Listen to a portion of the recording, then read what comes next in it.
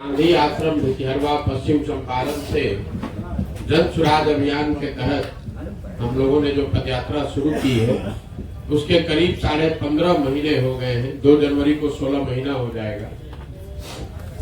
इन 15 महीनों में हम लोग पश्चिम चंपारण से चल के पूर्वी चंपारण, शिवहर, भोपाल, सिवान, छपरा, वैशाली, समस्तीपुर, मुजफ्फरपुर, सीतामढ़ी, मधुबनी होते हुए दरभंगा में पहुंचे।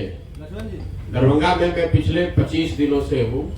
अभी 5-7 दिन और यहाँ दरभंगा में रहेंगे। 3 जनवरी को यहाँ से मैं बेगूसराय जाऊंगा। पदयात्रा के दौरान जो हमने अपनी आंख से देखा, लोगों से बात किया, जो अनुभव हुआ, उस पर एक संक्षिप्त ब्यौरा आपको दूंगा। पदयात्रा के उद्देश्य के बारे में भी बताएंगे और उसके बाद जो आपके सवाल होंगे वो आपसे सवाल भी लेंगे। पदयात्रा के 3 मूल उद्देश्य जो हैं, वो पहला उद्देश्य ये है कि मेरी अपनी जो 15-20 साल की समझ रही है उसके आधार पर बिहार का अध्ययन करके हमने पाया कि बिहार की सबसे बड़ी समस्या ये है कि यहाँ के लोग जिन समस्याओं से, जिन परेशानी, बदहाली से जूझ रहे हैं, उन पर वो वोट नहीं करते। तो 5 बरस आप शिक्षा की बात करते हैं, भ्रष्टाचार की बात करते हैं, सड़क नाली गली की बात करते हैं, लेकिन वोट यहाँ मूलतः लोग 4 वजहों से पिछले 30-35 साल से दे रहे हैं। पहली वजह है जाति। लोग जाति के आधार पर बड़ी संख्या में वोट करते हैं, लेकिन ये भी सच्चाई नहीं है कि बिहार में हर आदमी जाति पर ही वोट कर रहा है। क्योंकि अगर बिहार में हर व्यक्ति जाति पर ही वोट करता तो माननीय मोदी जी को तो कोई वोट ही नहीं मिलता, या जो मुसलमान समाज के लोग लालू जी को वोट करते हैं वो भी जाति पर वोट नहीं करते हैं। तो पहला एक बड़ा वर्ग जरूर है जो जाति पर वोट करता है, लेकिन एक बहुत बड़ा दूसरा वर्ग है जो जाति के बजाय धर्म के आधार पर या राष्ट्रवाद के नाम पर भाजपा को वोट करता है। तीसरा एक बहुत बड़ा वर्ग है जो लालू जी के डर से भाजपा को वोट करता है। और चौथा जो मुसलमानों का एक तबका है जो भाजपा के डर से लालू जी को वोट करता है। तो अगर आप बिहार के वोटिंग पैटर्न को देखेंगे तो इन्हीं 4 वजहों से करीब 2/3 से ज्यादा लोग वोट करते हैं। जाति के नाम पर, धर्म के नाम पर, या लालू जी के डर से भाजपा को, भाजपा के डर से लालू जी को। तो लोगों को जाकर, पदयात्रा का जो पहला उद्देश्य इसी से जुड़ा हुआ है कि लोगों को जाकर ये बताया जाए कि अगर आपको अपनी जिंदगी, अपने बच्चों की जिंदगी सुधारनी है तो आपको कहीं न कहीं अपने बच्चों के लिए, अपने बच्चों के भविष्य के लिए वोट करना होगा। दूसरा पदयात्रा का उद्देश्य ये है कि बिहार में लोग बताते हैं कि हमारे पास विकल्प नहीं है। तो विकल्प के अभाव में गलत दल और नेता को वोट न करना पड़े, इसलिए एक नया दल और नया विकल्प बनाया जाए। फर्क सिर्फ इतना है कि वो दल प्रशांत किशोर या कोई व्यक्ति, कोई परिवार, कोई जाति विशेष न बनाए, उसको बिहार के सारे लोग मिलकर बनाए। पदयात्रा से पहले मैंने बिहार में एक अध्ययन कराया, सर्वे कराया, तो उसमें पता चला कि 50% से ज्यादा, आधे से ज्यादा बिहार के लोग ऐसा मानते हैं कि बिहार में एक नए दल और एक नए विकल्प की जरूरत है। इसका मतलब ये जरूरी नहीं है कि हर आदमी जनसुराज चाहता है या प्रशांत किशोर को चाहता है, लेकिन आधे से ज्यादा बिहार के लोग ऐसा मानते हैं कि बिहार में एक नए दल और विकल्प की जरूरत है, तभी बिहार में सुधार हो सकता है। तो पदयात्रा का दूसरा उद्देश्य है कि बिहार में लोगों की मदद से एक नया दल और विकल्प बनाया जाए, ताकि यहाँ के मतदाताओं को मजबूरी में किसी गलत दल और नेता को वोट न करना पड़े। पदयात्रा का तीसरा उद्देश्य ये है, अगर लोगों के बात समझ में आ जाए, लोग सही लोगों का चुनाव कर भी दे, तो भी बिहार का विकास तब तक संभव नहीं है जब तक बिहार के विकास के लिए जमीनी हकीकत को समझकर एक सोची समझी रणनीति न हो, योजना न हो। तो इस पदयात्रा के दौरान पूरे 8,500 पंचायतों के विकास की अगले 10 साल की योजना बनाना इसका एक उद्देश्य है। हर पंचायत की स्थिति को समझकर, वहां की परेशानियों को समझकर अगले 10 साल में उस पंचायत को कैसे विकसित बनाया जा सकता है, वो योजना भी हम लोग पदयात्रा के दौरान बनाते हैं।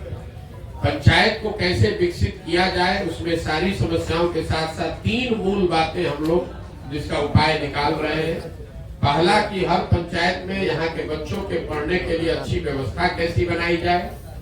दूसरा, बेरोजगारी और पलायन जो बिहार की सबसे बड़ी समस्या है, उससे निपटने के लिए हर पंचायत में 800 से 1200 नए रोजगार के अवसर कैसे पैदा किए जाएं, और तीसरा, बिहार में जो खेती है, जो कमाने वाली नहीं खाने वाली खेती है, उसको कमाई का जरिया कैसे बनाया जाए। तो जब पदयात्रा खत्म होगी तो आपको 8,500 पंचायतों का योजना बनाकर हम लोग जारी करेंगे। आप ये देख पाएंगे कि आपके जिले के, आपके प्रखंड के किस पंचायत के लिए विकास की कौन सी योजना जन स्वराज के तहत बनाई गई है। ये 3 उद्देश्य को लेकर पदयात्रा हम लोगों ने शुरू की, और जो हमने देखा, अभी जो मेरा अनुभव है, मैं अभी उस पर अपनी एक टिप्पणी दे रहा हूँ। मेरी समझ से बिहार में अभी तक जो मैंने देखा, सबसे बड़ी समस्या बेरोजगारी और पलायन है। अब आप ये कह सकते हैं कि बेरोजगारी और पलायन यहाँ बड़ी समस्या है, इसके लिए पदयात्रा की क्या जरूरत है, ये तो सबको मालूम है। लेकिन पदयात्रा के दौरान इन समस्याओं का, बेरोजगारी और पलायन की विकरालता देखने को मिली, इसके सामाजिक आर्थिक पहलुओं की समझ बनी। जैसे आप पलायन को लेकर हम लोग ऐसा समझते हैं कि बिहार से बहुत बड़ी संख्या में गरीब परिवार के लोग बाहर मजदूरी करने के लिए रोजगार की तलाश में जाते हैं, जबकि सच्चाई ये है कि पलायन एक ऐसी समस्या है जिससे गरीब और अमीर हर परिवार प्रभावित है। फर्क इतना ही है कि गरीब घरों के लोग मजदूरी और रोजगार के लिए पलायन कर रहे हैं, और आर्थिक तौर पर समृद्ध परिवार के लोग पढ़ाई और नौकरी के लिए बाहर जा रहे हैं, लेकिन पलायन कर सब रहा है।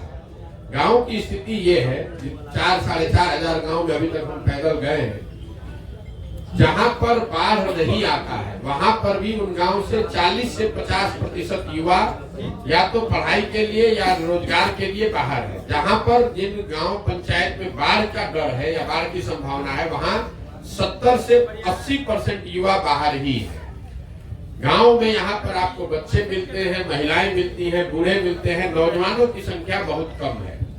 जो लोग बाहर जा रहे हैं मजदूरी करने, औसतन वो 12,000 से 15,000 रुपया महीना कमाते हैं, और वो घर पर 6,000 से 8,000 रुपया प्रति महीना भेज पा रहे हैं। तो ये जो लोग कहते हैं कि लोग, कई लोगों को, हम लोग को लगता है कि लोग बिहार में काम नहीं करते हैं, बाहर जाते हैं शौकिया, ऐसी बात नहीं है। लोग, ये ज्यादातर, ये आर्थिक जो नंबर है ये बता रहा है कि ज्यादातर लोग जो बाहर गए हैं वो मजबूरी में अपने परिवार का पेट भरण पोषण पाल के लिए ही बाहर गए।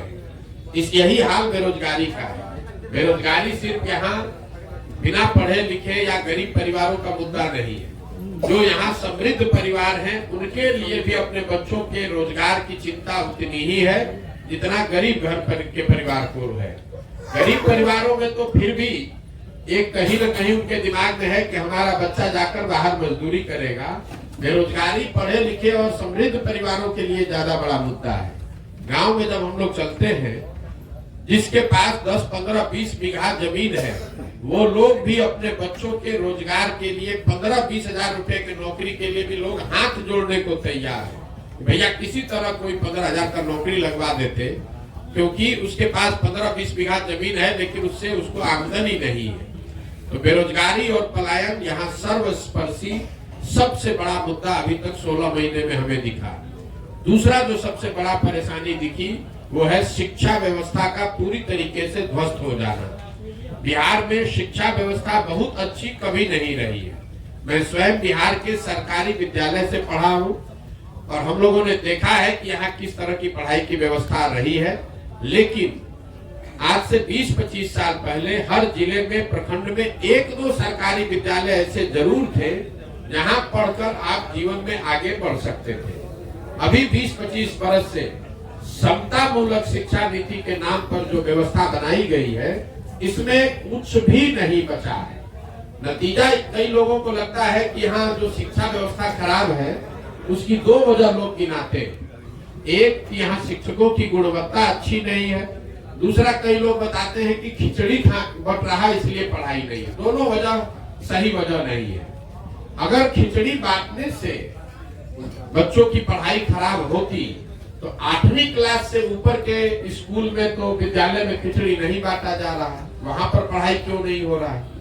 अगर सिर्फ शिक्षकों की गुणवत्ता या नियोजित शिक्षकों की वजह से शिक्षा व्यवस्था खराब होती तो स्कूल में तो नियोजित शिक्षक हैं, यहाँ पर सीएम साइंस कॉलेज में क्यों नहीं पढ़ाई हो रहा है, Patna college, Patna science college में पढ़ाई क्यों नहीं हो रहा है, वहां तो नियोजित शिक्षक नहीं है।